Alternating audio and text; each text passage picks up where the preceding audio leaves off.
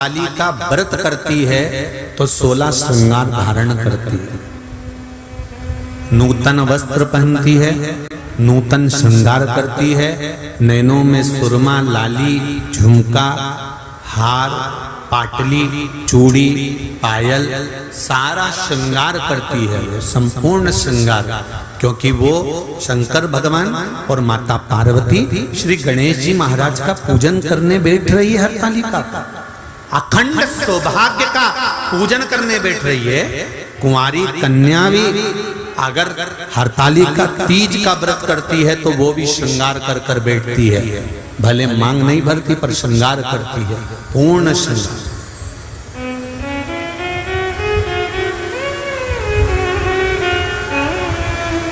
ऐसे वर को क्या वरूं जो जन्मे और मर जाए, वर वरूं मेरा सांवरा तो मेरा चूड़ा अमर हो जाए।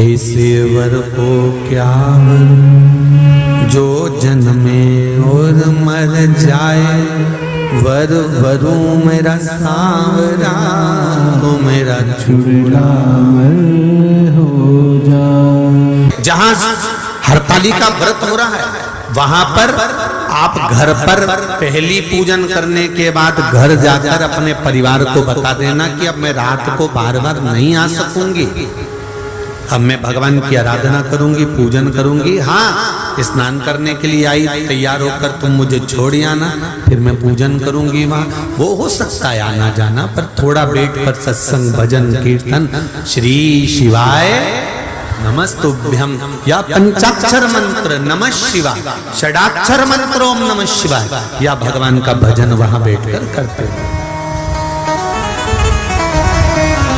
क्रोंच गंधर्व ने गड़बड़ी कर दी, मनोमयी ने शंकर जी की आराधना करी, पूजन करी और अपने पति से कहा, स्वामी स्वामी क्या बात है मनोमयी, एक निवेदन करना चाहती हूँ, बोलिए। क्या आप शंकर भगवान का विसर्जन कर कर आ जाएंगे? हाँ, चले जाता हूँ।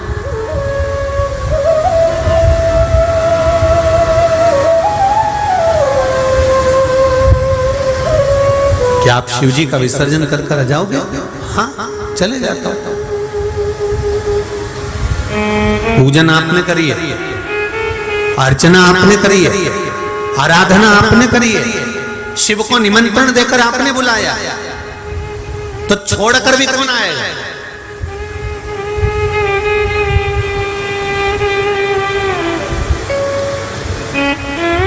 एक गलती हो गई, मनोमयी कक्ष में रह गई। शंकर भगवान को पाटे पर, जो भगवान शिव चौरंग पर पाटे पर केले के पत्ते पर बने थे, पूजन जो हुई थी, वो सोबरी ऋषि लेकर चल दिए। ले जाकर सोबरी ऋषि तो जैसे ही निकले, इतनी देर में जो क्रोंच गंधर्व दुनिया को ज्ञान दे रहा था, जो क्रोंच गंधर्व सबको ज्ञान बांट रहा था, अपने इंद्र के सिंहासन के पास में बैठकर देवताओं के नजदीक रहने के बाद भी वो क्रोंच गंधर्व सही नहीं रह पाया। और सोबरी ऋषि की धर्म पत्नी सुबह सुबह जब माताएं आखिरी पूजन करती है शंकर भगवान की, तो माता पार्वती जी को सिंदूर दान करती है। सिंदूर दान कर कर माताएं अपनी मांग में सिंदूर भरती है। हरतालिका तीज कर आप लोगों को स्मरण होगा, आखिरी पूजन में जब माता पार्वती को सिंदूर का दान दिया, सिंदूर अपनी मांग में भरा, भरकर बस मनोमयी अंदर प्रवेश कर रही थी, इतनी देर में क्रोंच गंधर्व उस घर के अंदर प्रवेश कर गया और दरवाजा उसने बंद कर लिया। द्वार बंद करा, मनोमयी को लगा कि मेरे पति विसर्जन कर कर आए। बहुत ध्यान से सुनना जरा कथा। कई लोगों का प्रश्न रहता है कि हम गणेश जी बिठाते हैं तो गणेश जी के पास में वो चूहा रहता है, ये कौन था? तो ये हरतालिका की कथा सुन लो, आज मालूम पड़ जाएगा कि वो चूहा कौन था।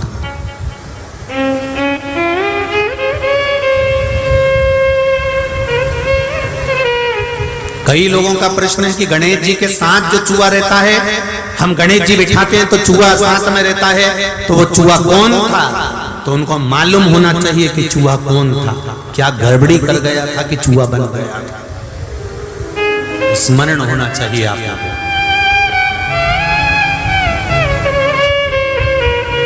मनोमयी को लगा मेरे स्वामी आए, उसको भान नहीं हो पाया कि स्वामी नहीं है, ये तो क्रोंच गंधर्व प्रवेश कर गया। और गलत सोच से, गलत विचार से।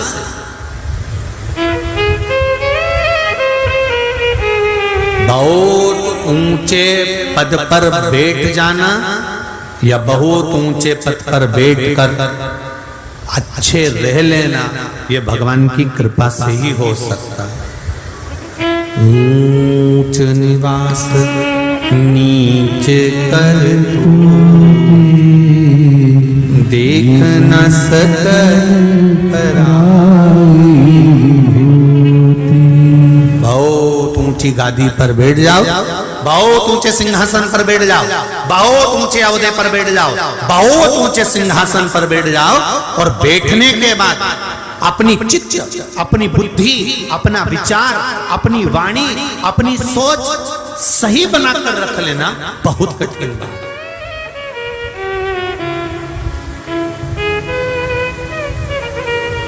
एक भगवान से एक प्रार्थना जरूर करना आप लोग। मैं तो निवेदन करूंगा हिंगोली वासियों से भी, आस्था चैनल पर कथा सुनने वालों से भी, फेसबुक यूट्यूब पर कथा सुनने वालों से भी निवेदन करूंगा, भगवान से प्रार्थना करना, भगवान हमें ऊंचे सिंहासन पर बिठाना, हमें ऊंची गादी देना, हमें राशि ठाड़ देना, हमें दुनिया का सारा सुख देना, पर इतनी कृपा करना कि अपनी वाणी से, अपने द्वारा हम किसी को नीचा ना दिखाएं। अपनी वाणी से, अपने द्वारा हम किसी को नीचा ना दिखाया जाए, किसी को हमारी वाणी से चोट ना लगे, किसी को हमारी वाणी से कोई घात ना पहुंचे।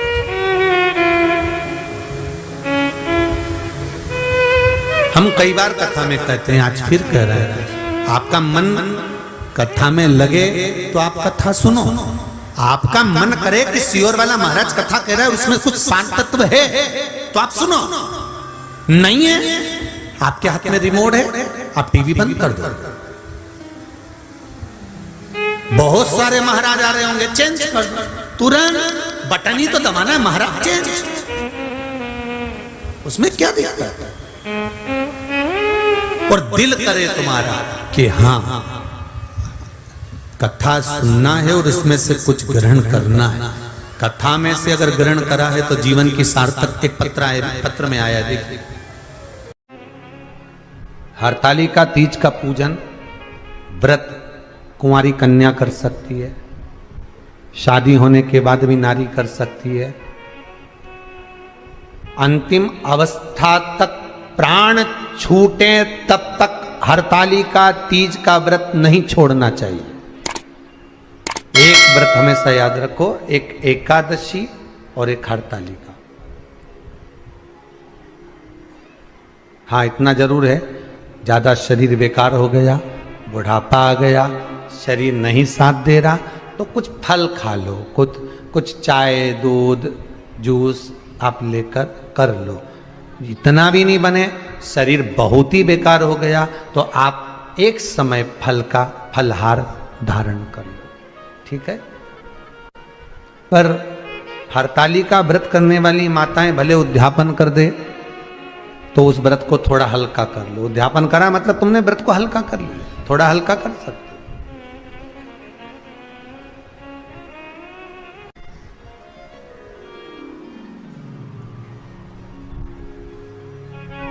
हरतालिका तीज का जो व्रत का उद्यापन करते हैं उसमें 5 चीज रखते हैं ना, 5 कपड़े स्त्री के, 5 कपड़े पुरुष के, 5 तरह का अनाज, 5 तरह का फलहार, 5 तरह का फल। तो 5 तरह का जो फल रखाता है हरतालिका तीज के उद्यापन में, दुनिया के लोग उस 5 तरह के फल को, केला गिन ले, पपीता गिन ले, मौसम्बी गिन ले और अनार गिन ले, संतरा गिन ले, सब कुछ गिन लेते हैं, पर उस 5 तरह के फल में धतूरे को नहीं गिनते। पर शिव कथा में वर्णन आता है, हरतालिका तीज के उद्यापन में लिखा हुआ है, सबसे पहले 5 फल अगर गिनना है तो उसमें पहले धतूरे को गिनो, क्योंकि शंकर को वो प्रिय होता है, शंकर उसको स्वीकार कर लेता है। और धतूरा शंकर भगवान को क्यों चढ़ाया जाता है उसका प्रसंग आपको पहले भी कहा, आज फिर कहते हैं। धतूरा जब हम भगवान शंकर को समर्पित करते हैं तो हमारा कोई कार्य अटक रहा होता है, जिस कार्य को बार बार एग्जाम में बैठे हो, बार बार परेशान हो रहा है, बार बार इंटरव्यू देने जा रहे, नहीं हो रहा, एक बार धतूरे को हृदय से, भगवान को प्रेम से, करुणा सागर मेरे शंकर को दिल से एक बार वो धतूरा भगवान से विनती कर कर उसको चढ़ाओ तो सही, भगवान तुम्हारा कार्य सफल कर देगा। पर दिल से चढ़ाना, हृदय। हरतालिका तीज की पूजन करने वाले को चाहिए कि बालू का, मिट्टी का शिवलिंग बनाना चाहिए। फुलेरा जो बनाया गया है ऊपर शंकर जी के ऊपर लटकाने के लिए, टांगने के लिए, उसके नीचे शिव, पार्वती, गणेश जी की सुंदर बालू की मूर्ति बना लेना चाहिए, पार्थिव लिंग का निर्माण कर लेना चाहिए।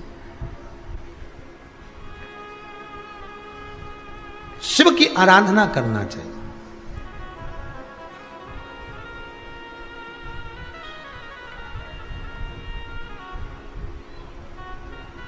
जो फल आपके पास में हो शंकर को समर्पित करना चाहिए, पूजन करना चाहिए, आराधना करो। सबसे पहली पूजन हरतालिका तीज की प्रदोष काल के अंतर्गत हो जाना चाहिए, शाम के समय पर। प्रयास करो प्रदोष काल के समय पर पहली पूजन हो जाए तो ज़्यादा अच्छा। पर लोगों की आदत रहती है कि 8 बजे तक, 8:30 बजे तक, 9 बजे तक पहली पूजन करें, फिर दूसरी आराम से, फिर तीसरी, फिर आराम से, फिर चौथी। तो ऐसा सब अपने अपने हिसाब से। पर शास्त्र रीति कहती है कि प्रदोष का जो समय होता है, प्रदोष काल जो होता है, शाम का जो समय होता है, उस समय पर हरतालिका तीज की पहली पूजन हो, जिससे आपका स्मरण चित्त शंकर भगवान में उस घड़ी, उस पल, उस क्षण में आप शिव के हो जाएं और शंकर आपका हो जाए। हाँ, अगर किसी के आने में देरी हो, कोई आ नहीं पा रहा है, बहुत देरी हो रही हो, तो हरतालिका पूजन व्रत वर्णन करता है कि शिवलिंग का निर्माण, पार्वती जी की मूर्ति का निर्माण, गणेश जी का निर्माण और फुलेरा जो बनाया हुआ है, ये प्रदोष काल के पहले बंधकर तैयार हो जाना चाहिए। प्रदोष काल के अंतर्गत फुलेरा नहीं बनना, फुलेरा पहले बन जाना चाहिए। और बहुत विशेष बात ध्यान रखिए हरतालिका तीज की, कि शंकर जी का जो आपने स्वरूप बनाया है, पाटे में, थाली में, चौकी पर, चौरंग पर जो स्वरूप बनाया है, वो पहले नहीं रखना है। पहले क्या बांधना है? फुलेरा। पहले फुलेरा बांधिए, उसके बाद उसके नीचे शंकर जी को रखिए। कई अब जो हरतालिका तीज का पूजन करते हैं तो उनके लिए हो गया, अब दूसरे के लिए भी सुन ले।